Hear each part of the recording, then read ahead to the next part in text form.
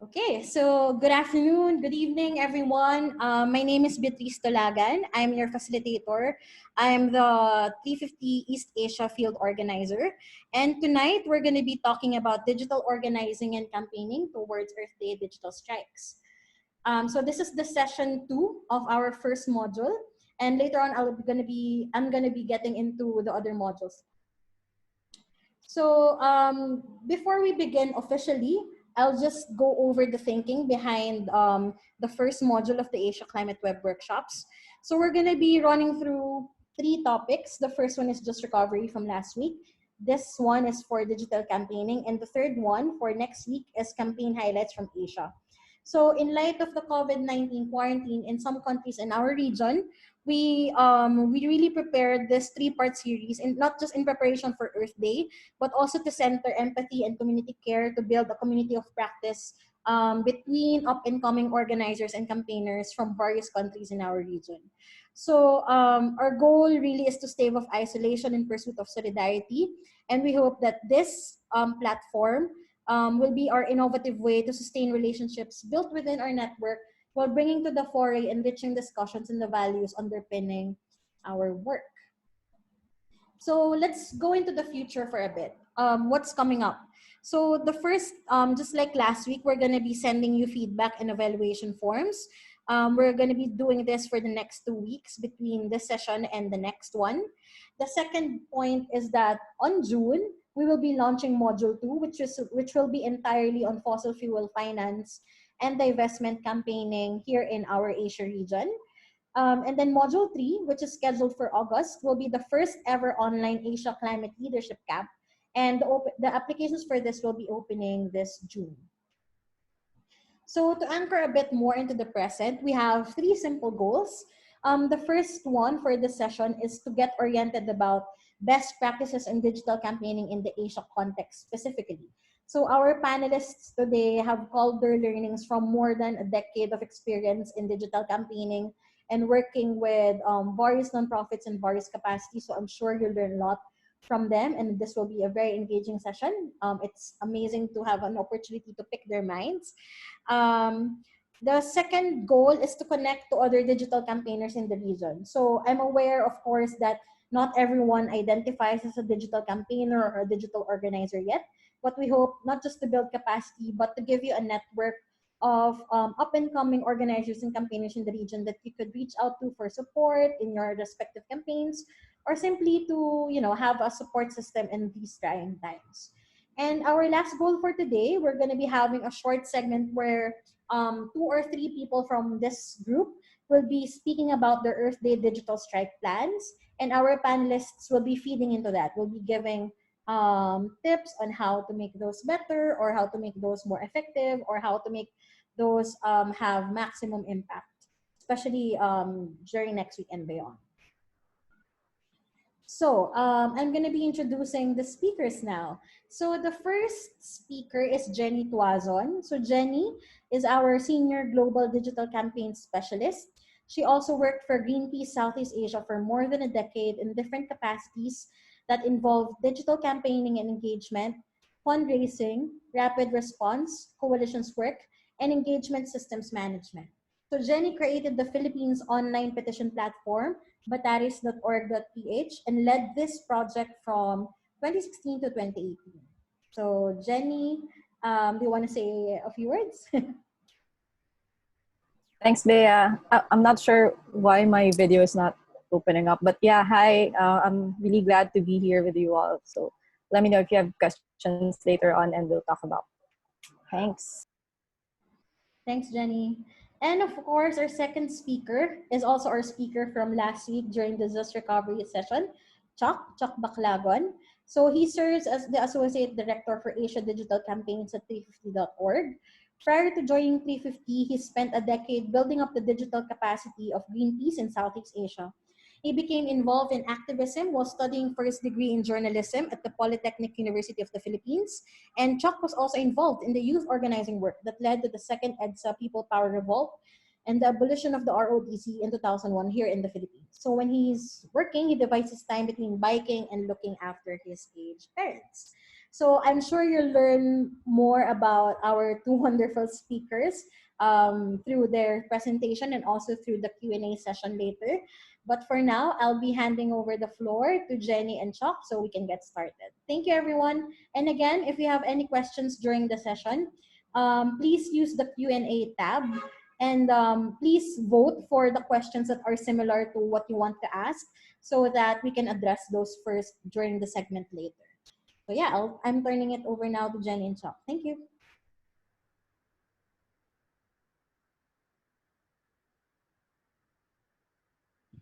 Thanks, Bea. So to start, I'll share my screen. And I'll start my presentation. So what we'll be talking about is first an overview. So it won't be as extensive as we would like it to be.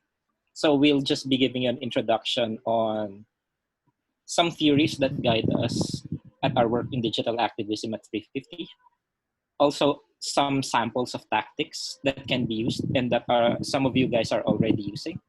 And yeah, so basically what we'll be doing is an introduction, and hopefully this is an invitation for you guys to go to start your own digital campaigns, and also an invitation for you to learn and go deeper in this aspect of activism. So I'll start maybe with an introduction.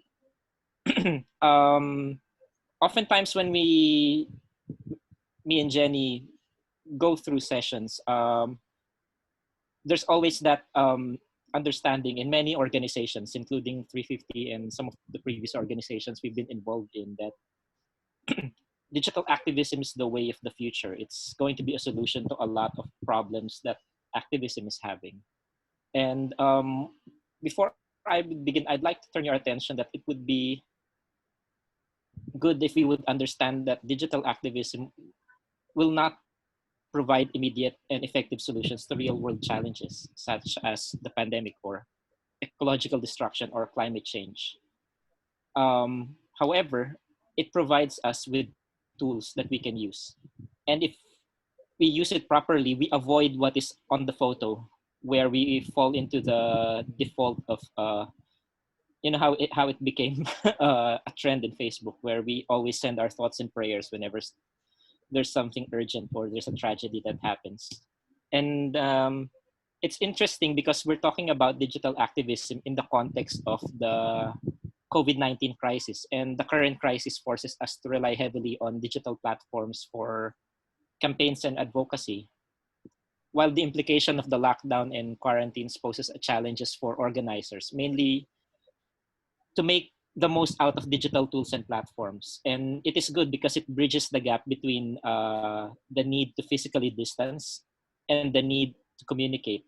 However, we must acknowledge that it will never be a replacement for face-to-face organizing and relationship building, especially since we have to recognize that with all the convenience that digital activism has, there is also that challenge that it has to overcome. I say there collectivism, and when I say that, I often mean that we do actions online that has very little impacts in terms of meeting tangible goals, goals like mobilizing or getting people to act together for a particular purpose, organizing as in reaching audience and establishing relationship around shared values or interests, or campaigning or advancing a set of demands with the intent of making a target respond to them.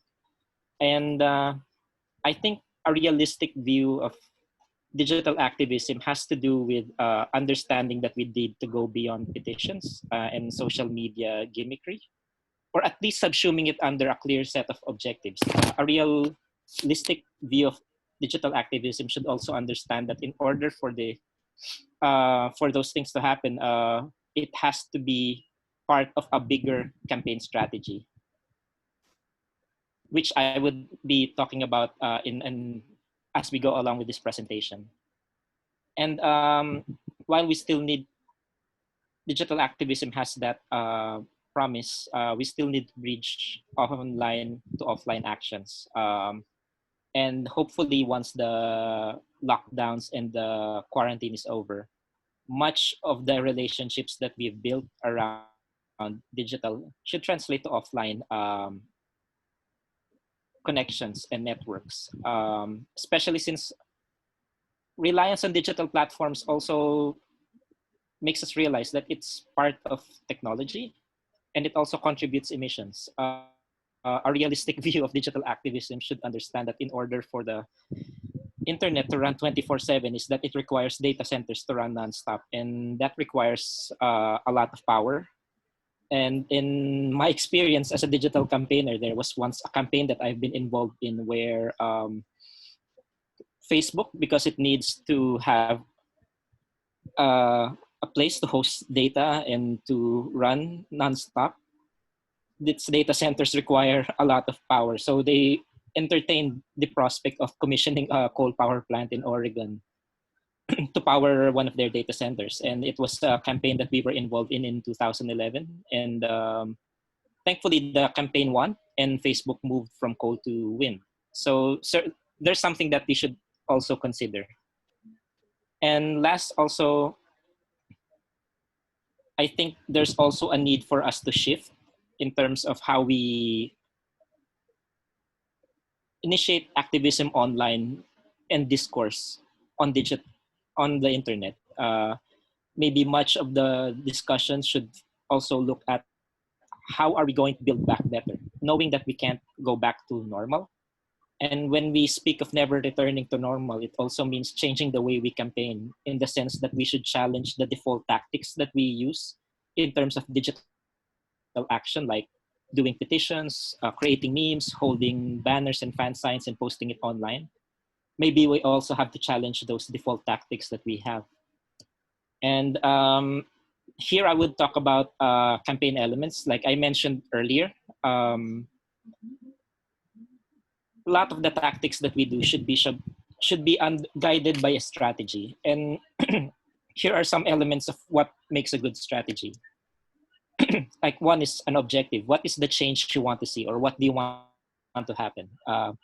Is it stopping a coal power project? Is it shifting investments away from a dirty energy producer? Or is it about providing relief, humanitarian relief to a community that direly needs it? Another is a theory of change. Like, what actions do you believe would lead to that change? Is it about getting a lot of people to donate to a particular GoFundMe page? Or is it about people signing your petition? Or is it about people sharing a particular post? And a target, who do you want to move? Is it a company that you want to change an investment practice? Is it a government institution that you want to enforce its mandate? So those are just things that you need to consider if you're talking about digital campaigns. And last is, what is your demand? What do you want the target to do, or how do you want the target to respond? Is it about canceling a proposal, or is it about a government agency revoking a permit or denying permit for a mining company, for example, to operate? So those are things that you have to consider. And this is talking about how you want the change to happen. But of course, you can't do that alone. So you'll need to organize people. And there are necessary elements for organizing. Among them is, who do you want to take action? Who are your mobilizable forces? Is it an online community that shares your vision? Or is it a particular niche community who has an affinity with your campaign target? So those are things that you need to consider. Also, the call to action. How do you want those people to respond to your campaign? Do you want them to sign a petition? Do you want them to comment on the timeline of your target's Facebook account? Or do you want them to share an infographic that tags someone from the government, telling them to respond and heed the findings of science? And also the critical path, which is mostly something that relates to the admin and operation side. Like, what are the things that you have to do to make the target respond? What are the activities that you would plan and what are the milestones that you've identified that are needed for those things to happen.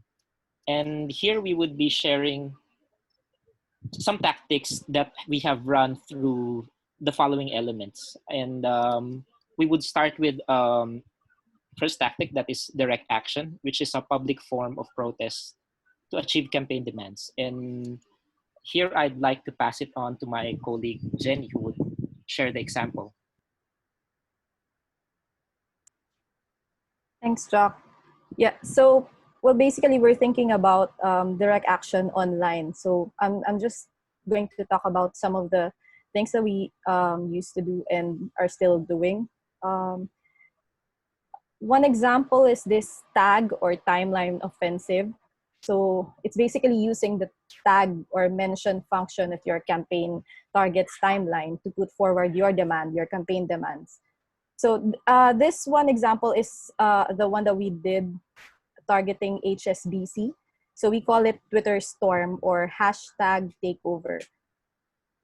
One of our digital campaign objectives here was to take over the Climate Finance Day event hashtag with a campaign message and demands infused to expose HSBC's hypocrisy by basically by generating at least 1,000 tweets and retweets on a certain period of time back in November 2018 through, of course, by using our own channels, Twitter, for example, and of course our partners' Twitter accounts. So through this Twitter storm, our initial sentiments analysis tracked over time showed us that we successfully took over the event hashtags Get Up, Scale Up, and CFD, or it stands for Climate Finance Day, CFD 2018, with more than 3,000 tweets and retweets in support of the Twitter storm. So I'm going to share another one that's being organized right now, because this one, if you can just check your chat, I'm sharing there the recent Twitter storm that's being organized in Europe, within our Europe colleagues as well. And it basically helps us look into how could we maximize Twitter storms or hashtags take over during this time that every move that we do are pretty restricted. So yeah, you can just check the page later on, I guess. And Chuck, can you move to the next slide?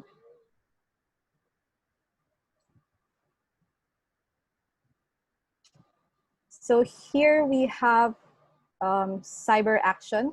So this is a bit similar to a petition, but directly targets the contact details of your campaign, and would actually help you flood their inboxes with your campaign demands. So why are we doing this? We think this is one kind of a direct action that we do online, since it has a clear demand directed towards an identified target and a very clear call to action to the audiences. And in some cases and platforms, your email, the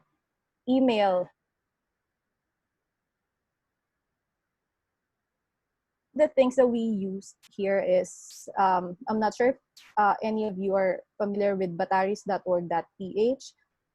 So I'm just going to run some details about this. So basically,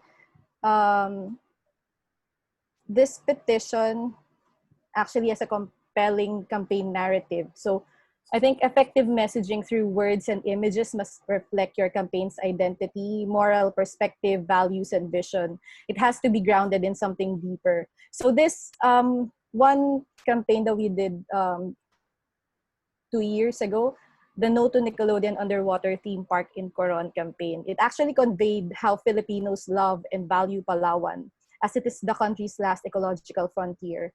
And it also served as a microcosm of the current crisis that besets the Philippine environment right now. that while it is still naturally rich and abundant in forest and fishing, commercial interests like destructive tourism have turned it into a battlefield where economic and political interests are waging a war over its fragile ecosystems. So basically, our targets here, who were planning to have like this underwater theme park, actually drew flack and outraged people globally. It translated into more than 250,000 signatures, and this was just driven online. It was motivated by the urge to protect one of the last pristine paradise in the Philippines. So yeah, I think this petition has all the elements of a narrative needed to articulate a well-defined conflict. So it sparked and engaged our emotions, transcending different generations, races, and cultures. It has a straightforward call to action, simple and unambiguous messaging, which requires no explanation. Um, it also has a cheeky campaign hashtag.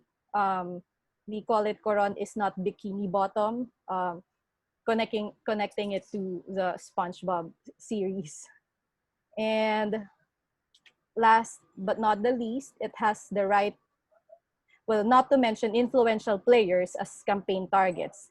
Also worth noting here is that compelling stories or the stories of the campaigns in Bataris were created and told by real and courageous individuals through creative and relatable words, photos and videos, actions that they share within their friends and networks to heighten awareness of the campaign and influence targets. So the key here is authenticity.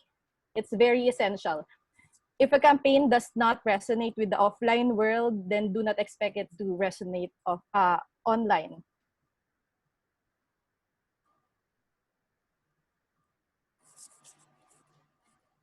So yeah, some keynotes I guess that I could again share overall regarding doing cyber actions through petitions or open campaigning. It can be interchangeable with petitions, but the key here is having an identified target and its contact details and running the petition in a short window of time. Well, in some cases or instances, it would be difficult to secure the contact details of the target. So you will actually need some help from your contacts who would actually help you with the research work. And then also note that they should be cautious of their petition platforms to read the fine print there about privacy policies of the platform, because we don't really want our data being sold to anyone or any companies. And then we shouldn't fall into the illusion that they will deliver our campaign victory. Not all digital campaigns online, digital campaigns or petitions actually did it as how this No to Nickelodeon underwater theme park petition did. And then ultimately, their value is for organizing and building your database of people who share the same values as yours.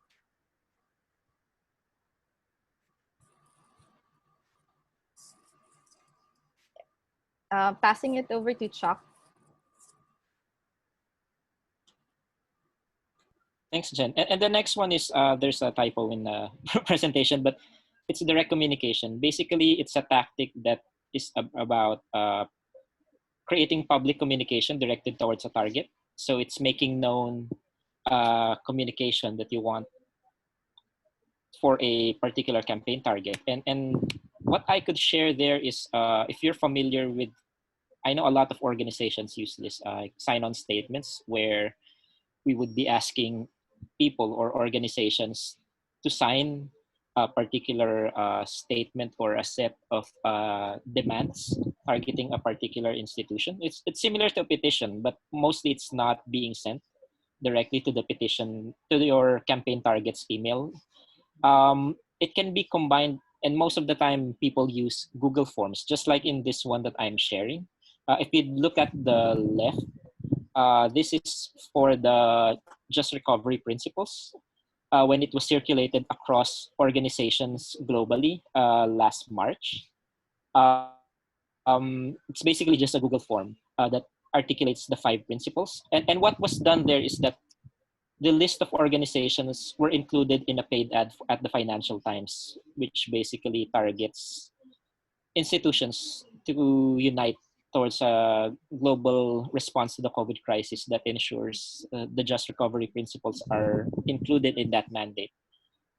So that's one way of gathering signups or gathering inputs and making the most out of it. Some organizations use it, like would broadcast sign-on statement signatories in the form of memes on Facebook, which is also good. But I'm just saying here that it's also worth exploring how maybe it's something you could pitch in to the media, not necessarily through unpaid ad, but maybe as an opinion piece that you would send in as a letter to the editor. So those are things that you might want to consider. And the next one I think is combining online petitions with email blasting, which I think Jen can articulate more about. Yeah, thanks, Chuck. So here we're going to talk about how petitions are best partnered with email campaigns. Well, basically, email blasting is a necessary part of our strategy to make sure that we get the person who signed up in our petitions on a journey of our campaigns. So that is something that we always do in order for us to build trust along the way. So here's an example of an impactful petition with an email journey that we did just a couple of weeks ago.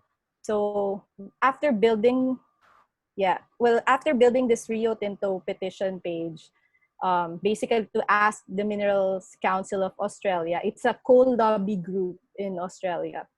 After running a series of emails to update our supporters or ask them to take action with us on the Cut All Ties campaign, targeting one of the world's biggest polluters, Rio Tinto, it actually responded to one of our supporters' email demanding them to cut ties with the Minerals Council.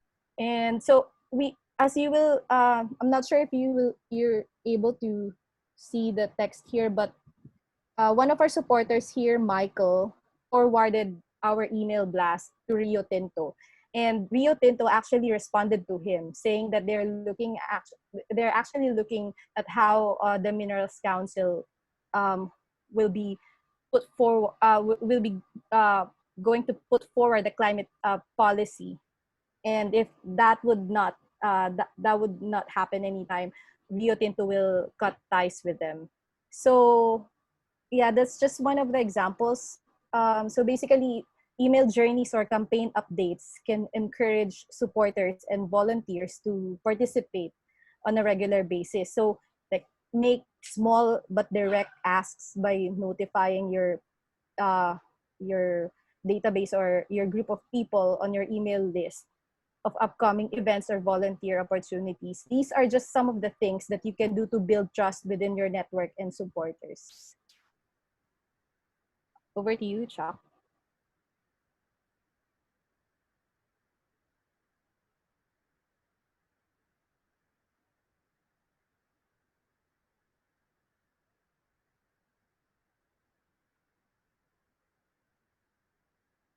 Okay, I think Chuck got disconnected.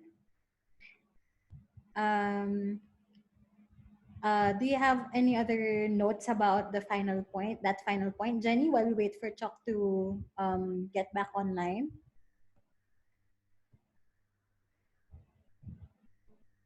Or maybe we can use this time for, oh, Chuck is back, sorry.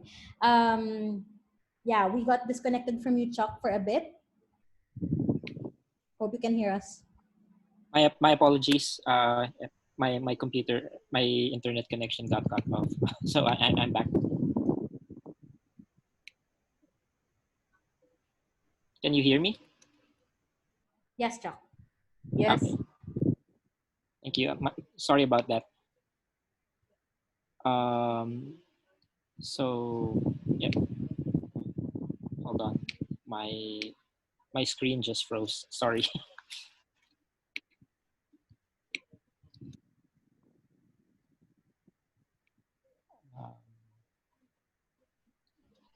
Okay, while Chuck fixes his technical issue, I would just like to remind everyone that the Q&A tab is there. So if you have questions as early as now, you can start putting them in. And then if you can vote for the questions that are similar to the one you want to ask, so we can address those first before addressing the others. So feel free to type in your questions as early as now. So over to you now, Chuck. Thank you. Can you guys now see my screen? So I would share now about a concept called mutual aid. So mutual aid is basically just building up your, like, getting people to support a particular need through different platforms. And one of them could be crowdfunding. So it's basically just using the swarm of people in the internet to respond to particular needs that need to be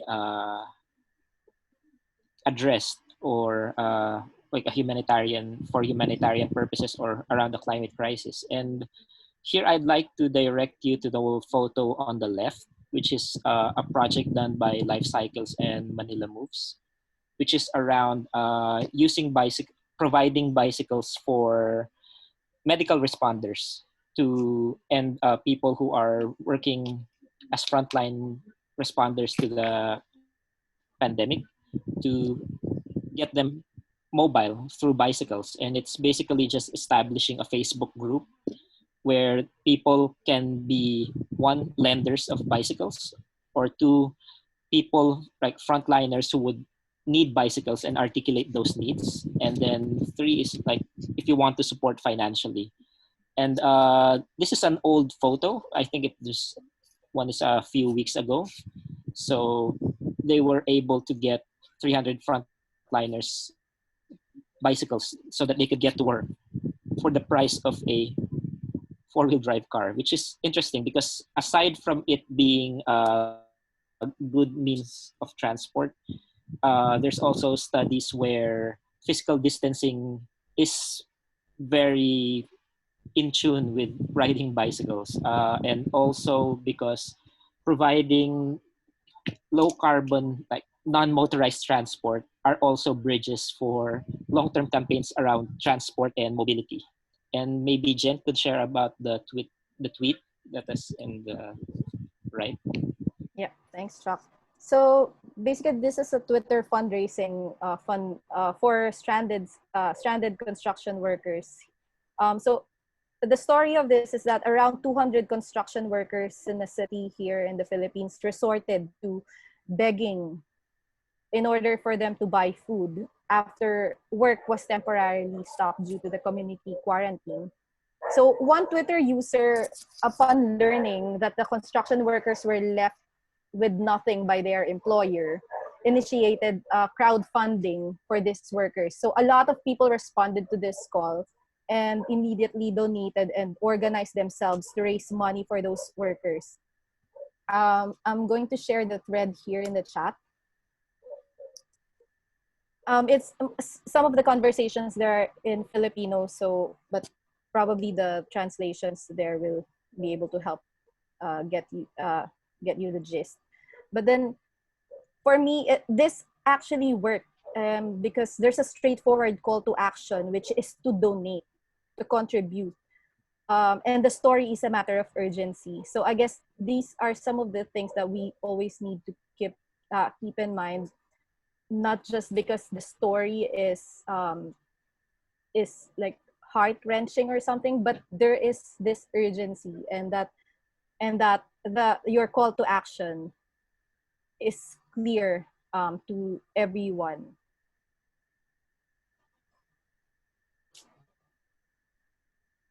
Anything more to add, Chuck?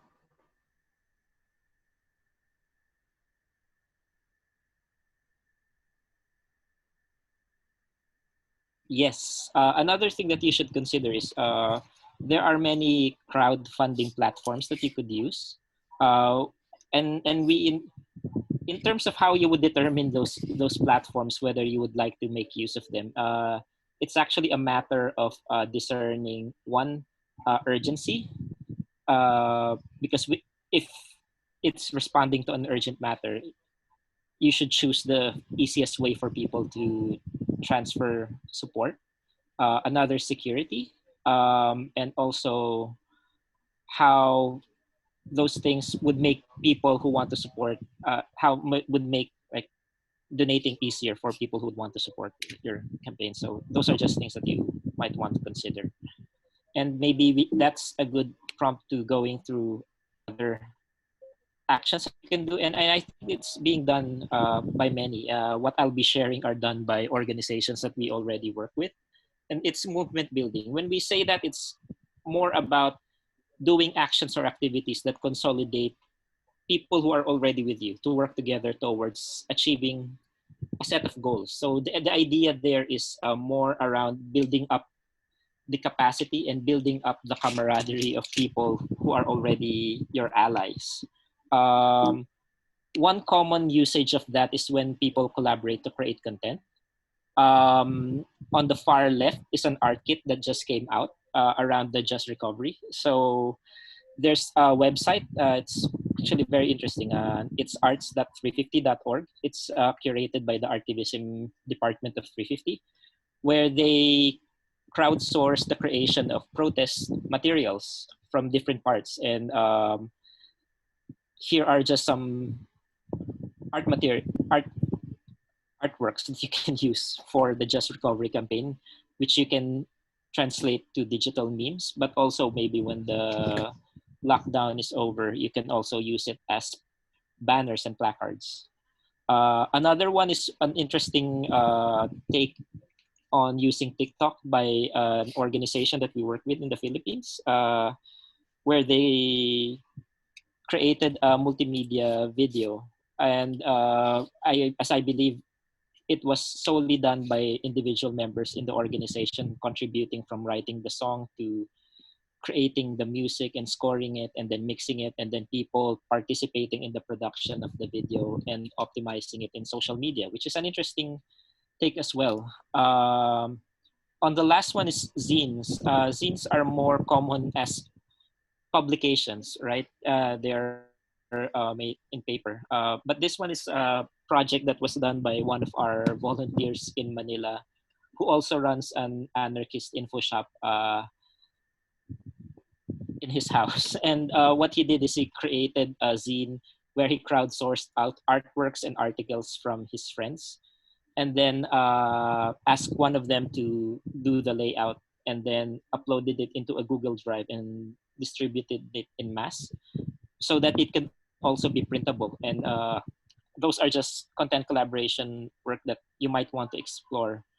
What's good with content collaboration is not only because it creates a piece of content that you can use for campaign purposes, but also it tests your capacity to work together and build on what are the internal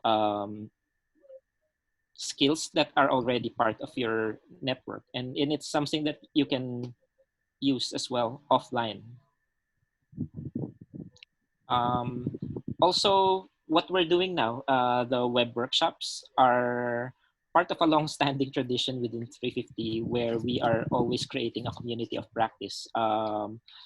I know many of you have been avid participants of webinars, and basically it's about creating a regular space for skill sharing and conversation virtually. And it's a good practice for not only to build up the skills, but also to build relationships that are centered around shared interests and shared values, which is basically what building up civil society means anyway. And Jenny can share with you the platforms you can use for further online campaigning.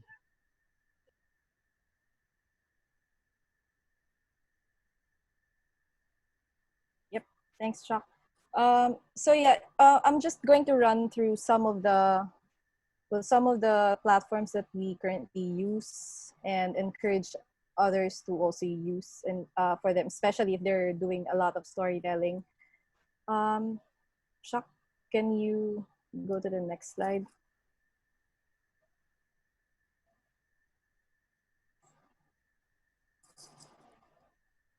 Yeah, so here we always encourage everyone to actually have a website, because this is this serves us as a repository of content that we have. It's either you write blogs, post pictures, have galleries, videos. Um, so for us, the world.350.org, or of course our main site 350.org, is designed to help people around the world build the climate movement. So it's actually designed to be easy and intuitive for non-digital organizers as well to add and manage the content. So basically, this is a WordPress platform. So I'm pretty sure some of you knows about it and have some um, already have some experience managing a WordPress site. So this is very easy to manage. And also, yeah, we encourage that if you have like a local group already, you can request a local site through our site 350.org/local/digital-tools, and yeah, apply. Just apply for a website if you need it. Next slide, Chucky.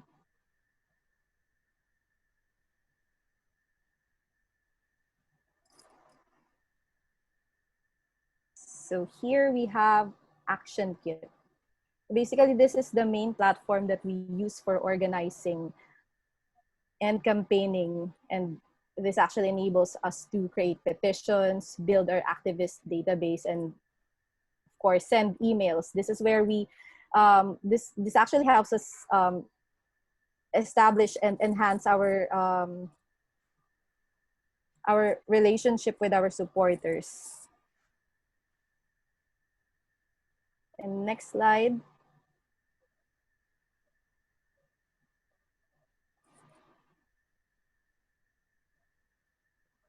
Action Network. So this is almost like an online petition platform like Bataris, but this actually hosts a lot of different features as well. So groups affiliated with 350.org at the local and regional level use this to coordinate, share data and best practices, and connect their local organizing work to the larger climate movement. So yeah, basically we use this tool to organize people online and offline, recruit and mobilize new activists, and of course raise funds to fuel our important work or campaigns.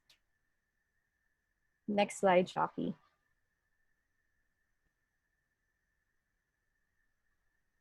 So Medium, I'm pretty sure a lot of you knows medium.com. So yeah, for starters, this is an online publishing platform for long form content. Before, it's kind of like a micro blogging, but then a lot of professionals also use this for their publications. So this is a good example of social journalism, as it encourages amateur and professional people and publications to publish in the platform for free. So some reasons why we encourage to use this: well, basically, we all have stories to tell, and it would actually be helpful if all these stories are put out there. It also has an algorithmic timeline that tells you what stories you're going to be interested in. It's super easy to write and publish, as its interface makes sure that you are focused on your writing. It has a built-in audience. You just need to connect either your Facebook or Twitter account. It also tracks engagement real time. You'll know how many people visited your blog entry and how many actually read it. And best of all, it's free, and you're able to connect with a lot of people. So we have a sample case here.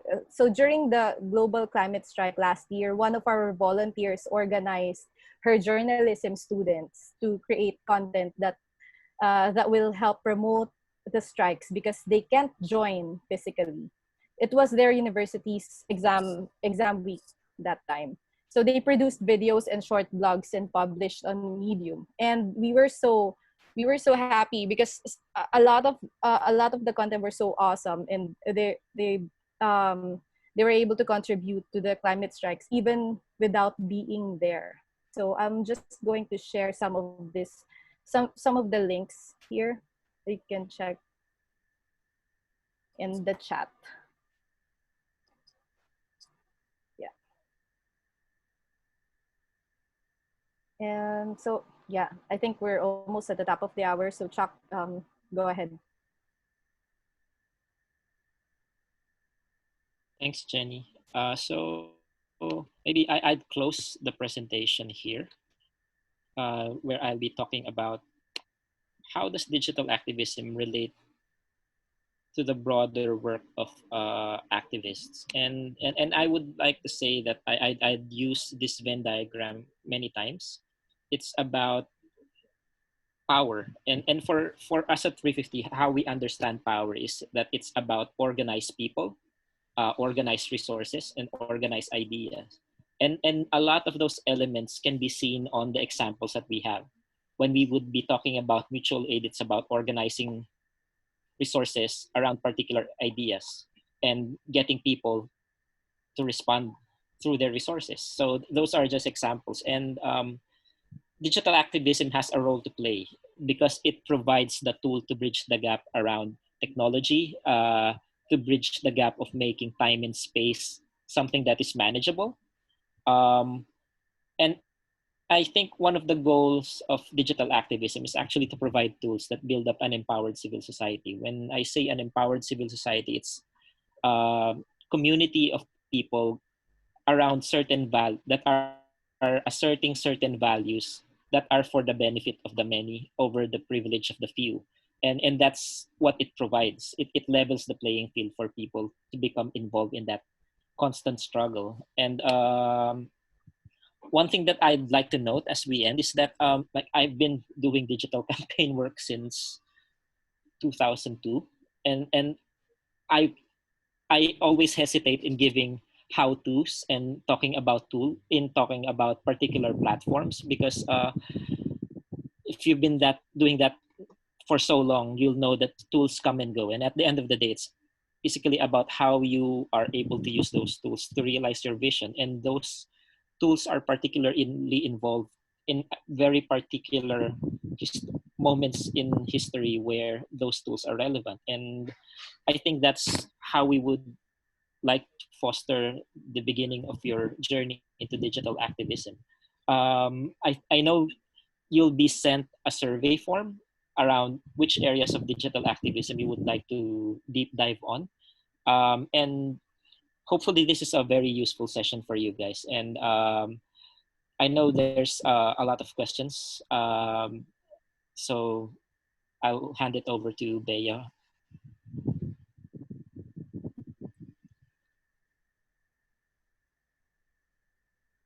Okay, thank you so much, Chuck and Jenny. That was very informative. I personally learned a lot, even though I work with you guys on an everyday basis. I'm seeing that we have 5 questions, but due to the time constraints, we only have time for 3. So what I would like you participants to do is to vote on the questions and select the questions that you want addressed first, and then we'll choose the top 2, and if we have time, the top 3. So if you're seeing the 5 questions, please vote on them using the like button, and then we can move on to the sharing session with our other participants. So apologies, but we can't really answer all 5 because we carved out the time for people to be sharing their own experiences. And we can just address the other questions via email. I'll be sharing the contact information of Chuck and Jenny later. So yeah, Chuck, do you want to address the questions now? And Jenny, sorry.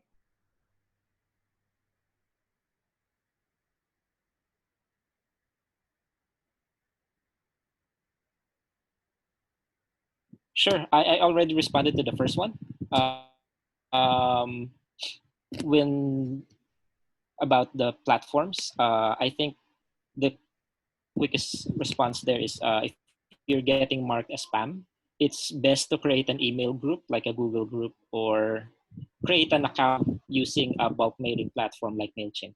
Um, this one from Samuel, what would we do better to leverage digital activism in a country that is restrictive in terms of free speech and historically unresponsive towards petitions and email blasting.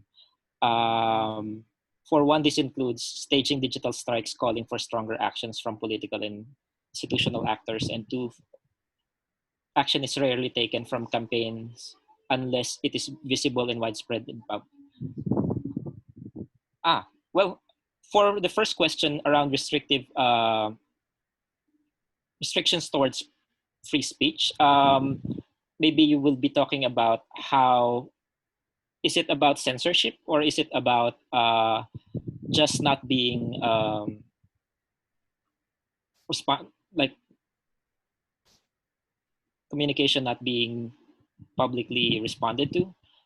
If it's about censorship and if it's about getting risks, you could explore using the deep web as a repository of content that you would be using, and you would be targeting only people who you believe would be able to respond to you with a degree of security. I could actually host a different session on that. Action is rarely taken for such campaigns like petitions. One thing you can do actually is, if you've signed up a lot of people, you can create actions using the signups in your petition. For example, if it's a petition around renewable energy, one thing you can do is, if 100 people signed up, maybe you could try exploring creating 100 pinwheels or 100 100 things that would visualize the number of people who've signed up, and go, for example, to the parliament office and install pinwheels on the gate to show that these are the 100 people who are asking for a response to your demand. So that's one thing that you could explore. Hopefully that's useful. I could chat you with examples later on. Another question for Taylor. The first one is leading measures, and how could campaign organizer use to track effectiveness of a campaign? Well, it depends on what are your objectives.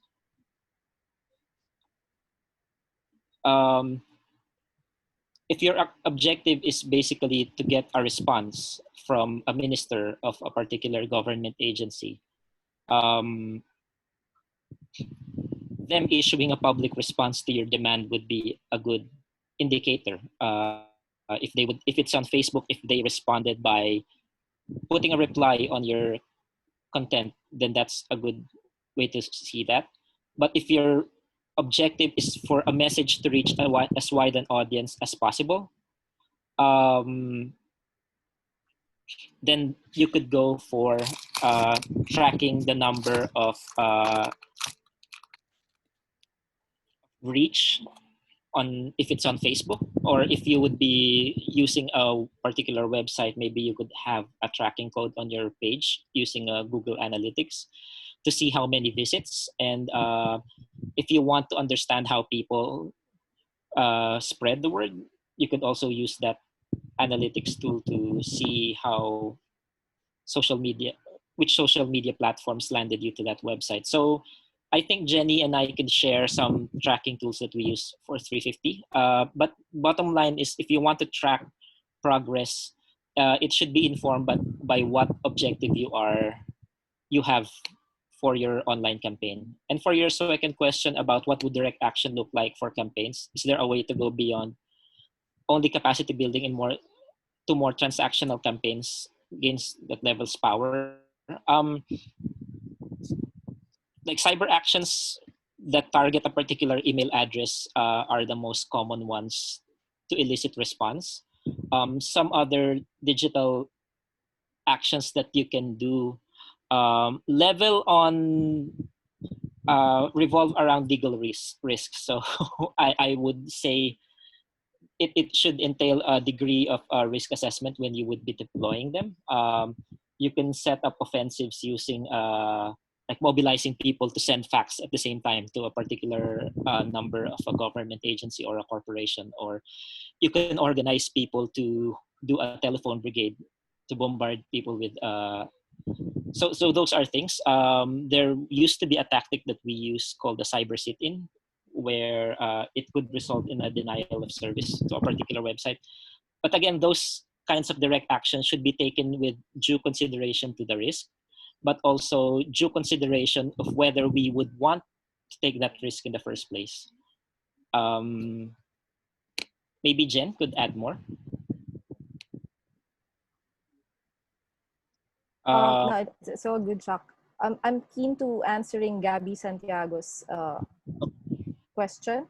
Is it all right even if it's not the top voted question there? Yeah, sure, but let's make it quick because we have Yeah, the next session. Thank you. sorry. Yeah, sorry.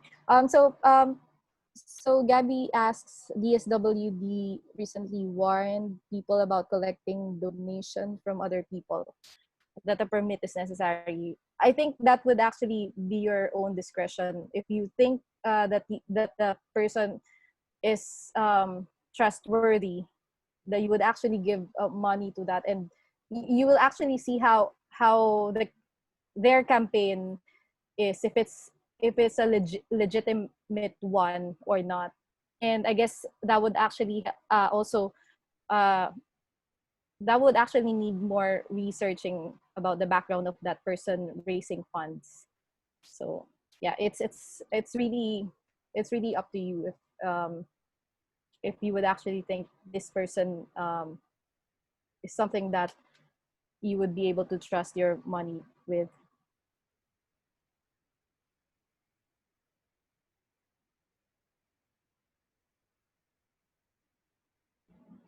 Okay. Thank you for the questions. If you need more insight into them, I'll be sharing the contact information of Jenny and Chuck later.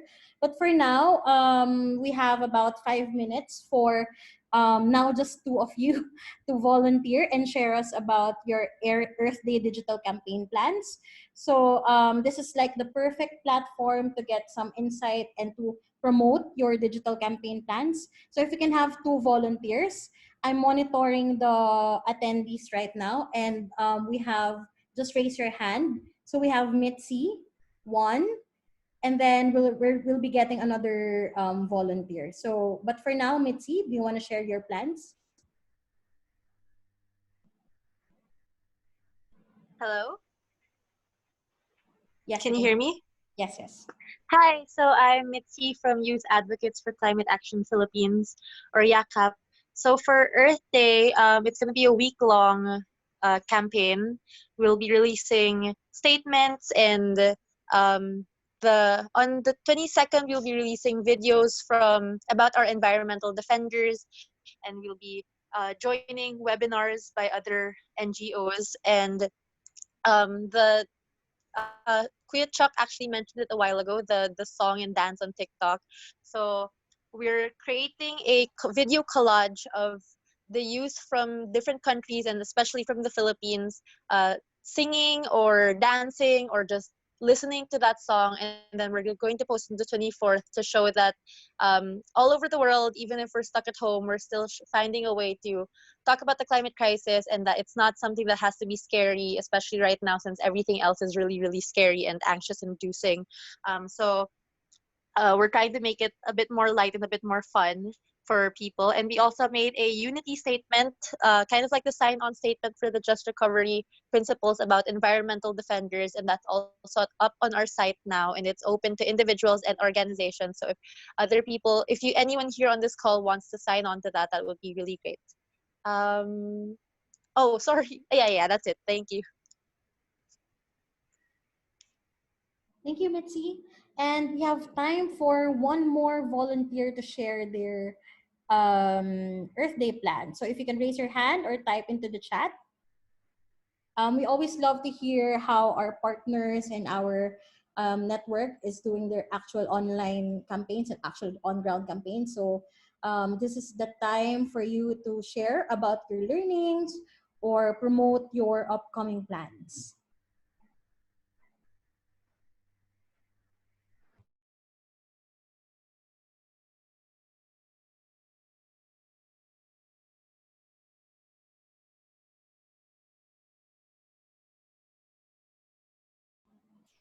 Okay, no takers. Oh, in that case, we can just. Oh, sorry. Dana, do you want to speak? I'll enable your mic.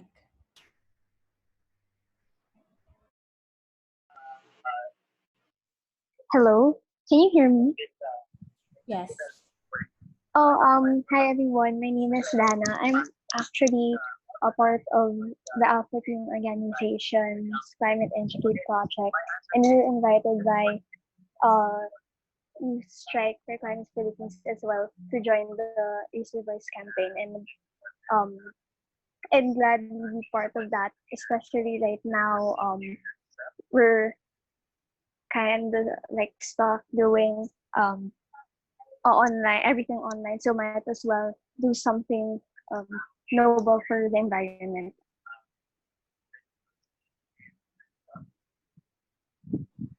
Thank you. I see that we have one more raised hand, so maybe Lestrina can share.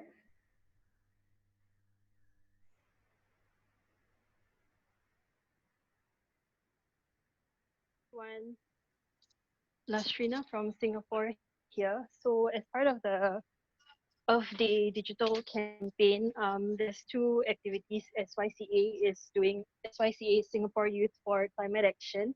So on Sunday, 19th April, we're partnering with a social enterprise in Singapore called Post Museum. So they do lots of like arts and cultural activities. And they recently have this new initiative called Really, Really Free Chat Room, where we can talk about anything. So for the session on Sunday, we'll be talking about environmental issues.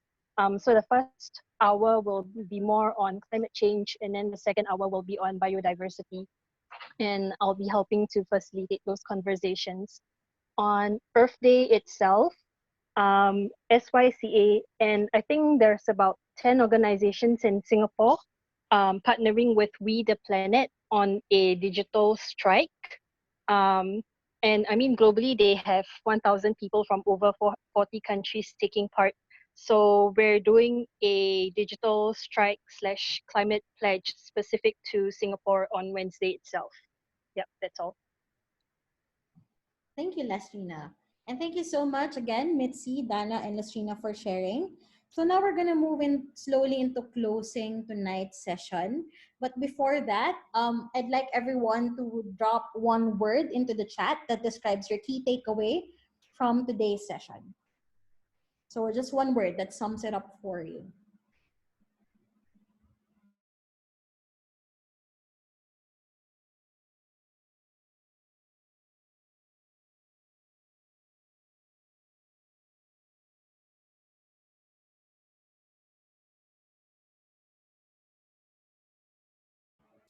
Okay, we have a great word from Dana and Patrick. Power, action. Insightful, strategy, creative, informative. I'm actually going to be sharing the feedback form via email. But for now, I'd like to close with 2 points. So the first one is that I'll be sharing more information about the next webinar, which is about on-ground campaigns, specifically in Taiwan, campus divestment, and in Korea, the climate litigation campaign. And the information about this will be sent to your emails by Monday evening at the latest. And of course, feedback forms will be sent as well. So it's your chance to tell us how we can improve these sessions and how we can contribute more to your learning. And to formally close, I'd like to thank everyone for joining us tonight, for taking time out of your busy Saturdays to learn more about digital campaigning. I'm looking forward to seeing your digital campaigns play out for Earth Day and beyond. And if there's anything at all that you'd like to connect us with, you can reach us through our email. So mine is beatrice.tulagan@350.org. Chuck is chuck@350.org, and Jenny is at jenny.tuazon@350.org. So thank you so much again, everyone. I really appreciate you taking the time to join us tonight. Have a great evening and have a great rest of the weekend. Bye. Thanks, guys. Bye. Thank you.